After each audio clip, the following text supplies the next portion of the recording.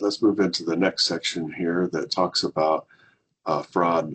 The state is still very much cracking down on fraudulent activity. They are alerting school districts 2 or 3 times a year to watch for different fraudulent schemes that have been going on.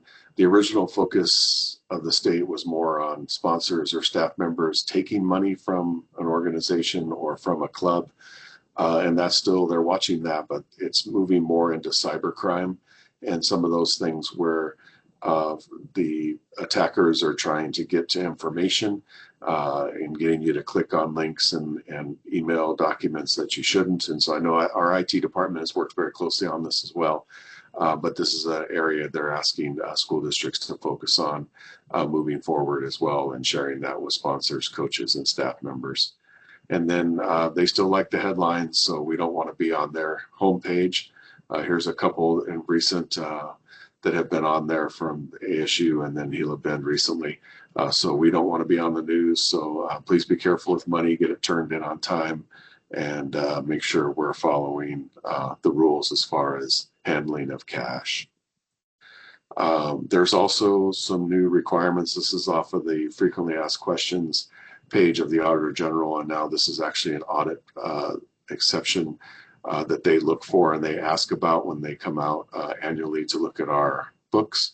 And so there'll be, that's why we wanted to include this in the presentation to make sure you're aware. In the middle section here, it talks a little bit about a gift or a benefit should not exceed a nominal value and be something like a greeting card, t-shirt, mug, pen, food, or beverage, or an expense or sponsorships relating to special events. Those special events are more for if they have a purchasing consortium where the vendor wants to show their product and they invite multiple school district personnel from multiple school districts. That's something you could attend. But ball games, golf events, Super Bowls, Cardinal games, Suns games, all those things are off limits. We should not be accepting those from vendors. So if they have a public night, like some of the schools or some of the sporting organizations have like a public school night, or they invite the entire school with tickets, that's a different thing. But if they're actually purchasing the tickets on your behalf, that's where you really have to watch.